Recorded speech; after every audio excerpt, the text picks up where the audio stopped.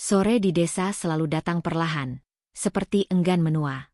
Langit oranye menyelimuti atap seng rumahku yang mulai berkarat, dan suara jangkrik mengambil alih suasana. Sudah 2 minggu sejak suamiku kembali ke kota untuk pekerjaannya. Sejak itu, kesunyian menjadi teman paling setia di rumah kecil ini.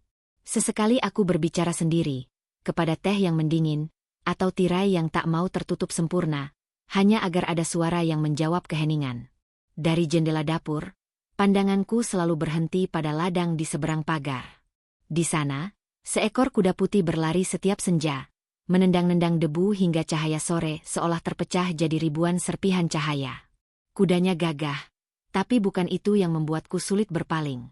Arka, pemiliknya, itulah yang pelan-pelan mencuri perhatianku. Ia tampak begitu tenang, berbeda dengan kebisingan batinku. Gerak tubuhnya lembut namun kuat, seakan setiap langkahnya tahu arah. Mula-mula aku hanya menatap karena kagum, lalu diam-diam aku belajar menunggu derap kaki kuda itu lewat, menunggu bayangan Arka muncul di bawah langit yang mulai ungu. Entah kenapa, tiap kali kuda itu berlari, hatiku juga ikut menggigil. Bisikku pada kaca jendela, memantulkan wajah yang nyaris lupa tersenyum. Malam turun tak lama kemudian, tapi di dada, rasa ingin tahu itu justru mulai berpendar, hangat, pelan, dan berbahaya. Pagi itu udara dipenuhi aroma jerami basah. Embun masih menggantung di ujung daun, berkilau seperti manik-manik kecil yang menolak menguap. Aku berdiri di belakang pagar kayu, hanya ingin melihat kuda putih itu lebih dekat. Dari jarak sedekat ini, bulunya tampak seperti kapas yang hidup, dan setiap hembusan napasnya beruap di udara dingin. Arka muncul dari balik gudang, mengenakan kemeja lusuh dan topi lebar. Ia tersenyum kecil, senyum yang tidak tergesa, seperti orang yang tahu dirinya tak perlu terburu-buru untuk disukai. Aku sempat gugup ingin berpaling, tapi langkahnya sudah mendekat. Namanya Bima, katanya sambil menepuk lembut leher kuda itu. Dulu dia hampir mati waktu badai tahun lalu. Aku mengangguk, berusaha tampak tenang. Sekarang dia kelihatan kuat sekali. Mungkin karena perawatannya penuh kasih. Arka tertawa pelan. Suaranya berat tapi menenangkan, seperti suara petani lama yang sudah berdamai dengan tanah. Dia keras kepala, tapi setia. Seperti beberapa manusia, mungkin. Kami sama-sama tertawa kecil. Tapi di sela tawa itu ada jeda hening yang memantul terlalu lama. Aku melihat matanya dari dekat, bening, teduh, dan sedikit lelah. Dari dekat, mata Arka setenang langkah kudanya.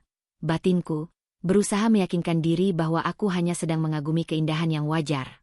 Namun ketika Bima meringkik pelan dan Arka melangkah ke arah pagar, ujung jarinya tanpa sengaja bersentuhan dengan tanganku yang bertumpu di kayu. Sentuhan itu sekejap, nyaris tidak berarti, tapi cukup untuk mengaduk sesuatu di dada. Aku segera mundur setapak, berpura-pura sukar menahan senyum. Tiba-tiba udara terasa lebih hangat dari seharusnya, dan aku tahu, mulai hari itu, pagi mungkin takkan lagi terasa hening seperti sebelumnya. Beberapa hari setelah pertemuan di pagar itu, suamiku menelepon. Suaranya lirih, tergesa, seperti selalu punya urusan lain yang lebih penting dariku. Aku harus perpanjang proyek di kota, mungkin sebulan lagi, katanya. Aku mengangguk, meski tahu ia tak bisa melihat anggukanku yang dingin di seberang sambungan.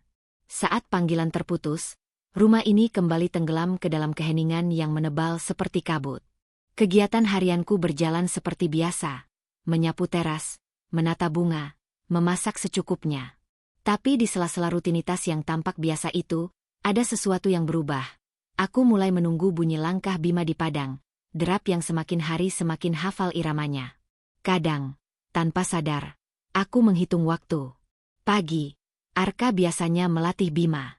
Sore, ia akan menuntunnya menyusuri pagar. Setiap kali derap itu terdengar, ada debar yang tak bisa kukendalikan. Aku mencoba menenangkan diri dengan logika yang rapi. Aku hanya mengagumi keindahan seekor hewan kuat yang berlari bebas, tidak lebih. Tapi hati sering lebih pandai berbohong daripada kepala. Malam-malamku jadi aneh. Aku sering terjaga mendengar suara jangkrik seperti irama napas yang terlalu keras di dada. Dalam diam, aku berbicara pada diriku sendiri, mencoba mencari batas antara kesepian dan keinginan. Mungkin aku tak merindukan Arka, pikirku sambil menatap langit-langit yang gelap, mungkin aku hanya ingin seseorang mendengarkan napasku. Namun setiap kali matahari terbit dan kuda putih itu kembali berlari, batin yang semula kukira kuat ternyata mudah goyah. Dalam sepi yang tak lagi wajar itu, aku mulai takut pada hatiku sendiri.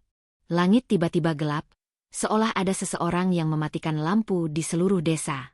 Aku masih di halaman, menjemur pakaian yang belum sempat kering sejak pagi.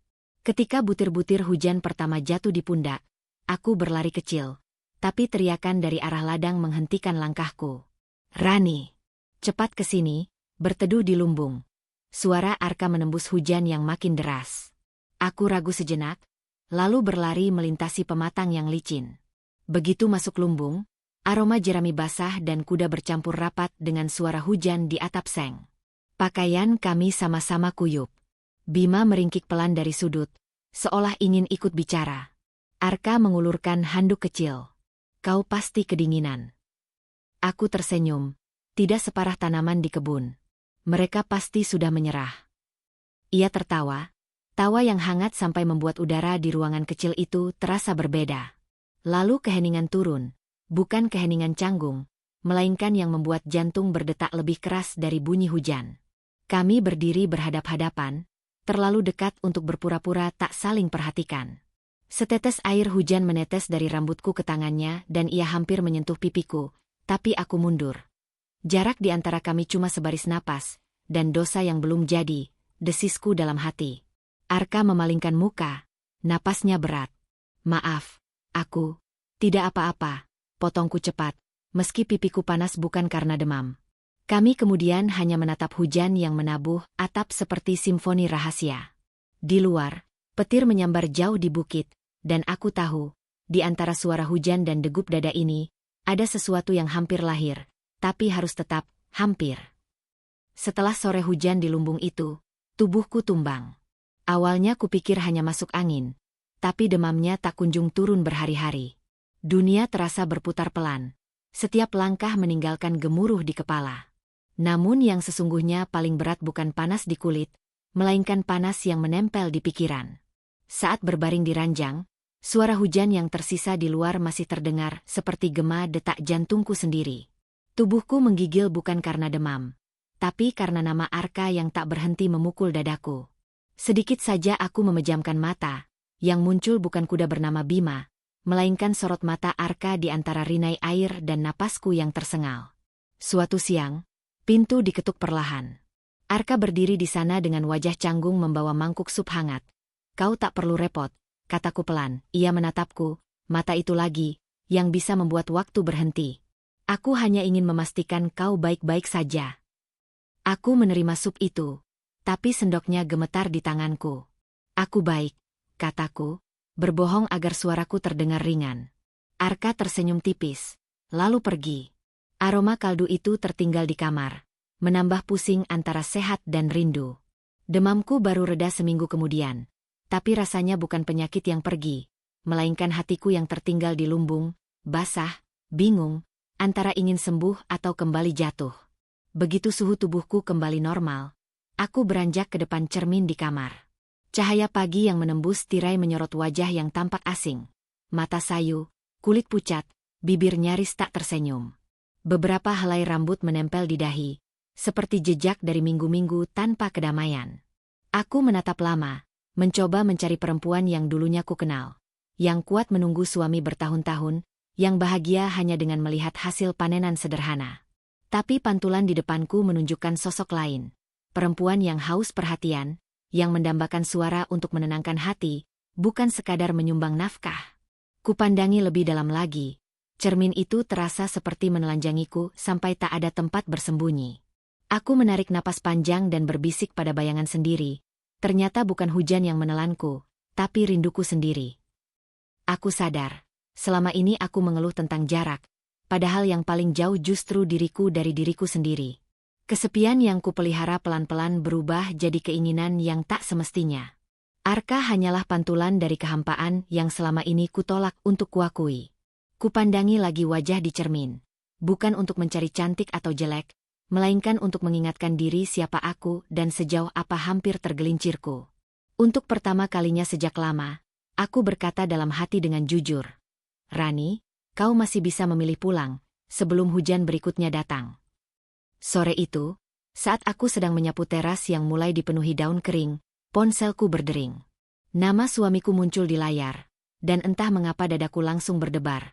Bukan karena rindu, tapi takut pada apa yang mungkin terdengar dari ujung sana. Rani, minggu depan aku pulang. Kontrak sudah selesai, katanya. Suaranya kali ini lebih lembut daripada biasanya. Aku terdiam sejenak, sapu di tanganku berhenti bergerak. Kau, pulang? Tanyaku pelan.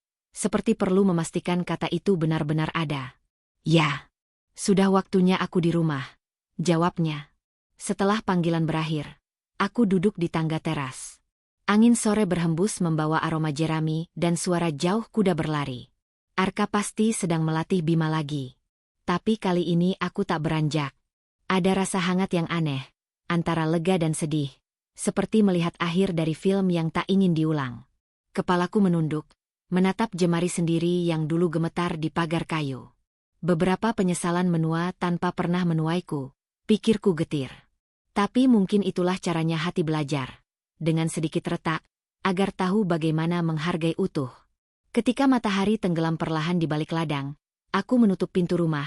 Untuk pertama kalinya bukan karena takut sepi, melainkan karena akhirnya tahu di mana tempat pulang yang sebenarnya. Bukan di tangan siapa, tapi di hati yang memilih benar. Pagi itu udara terasa segar sekali. Kabut tipis masih menempel di pucuk rumput, sementara matahari baru saja menggeliat di balik bukit. Aku berdiri di tepi jendela, memegang cangkir teh hangat yang mengembuskan uap lembut ke kaca. Dari sana, suara langkah kuda terdengar lagi.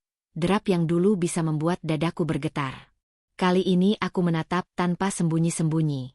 Bima berlari menembus kabut, bulunya berkilau disinari cahaya lembut pagi. Arka ada di sampingnya, menepuk leher sang kuda dengan ekspresi penuh kasih seperti biasa. Pemandangan itu indah, tapi entah bagaimana, hatiku merasa tenang. Tak ada lagi denyut aneh yang mengganggu, tak ada godaan untuk mendekat. Hanya rasa syukur bahwa aku pernah belajar sesuatu darinya. Tentang kesetiaan, tentang batas, tentang diriku sendiri. Aku meneguk teh perlahan dan berbisik kepada diri sendiri. Kini aku tahu, yang harus kujinakan bukan kuda itu, melainkan hatiku sendiri. Derap Bima makin lama makin menjauh, menyisakan jejak kecil di tanah basah. Aku tahu, hidup akan terus berjalan. Suamiku akan pulang beberapa hari lagi, membawa cerita kota.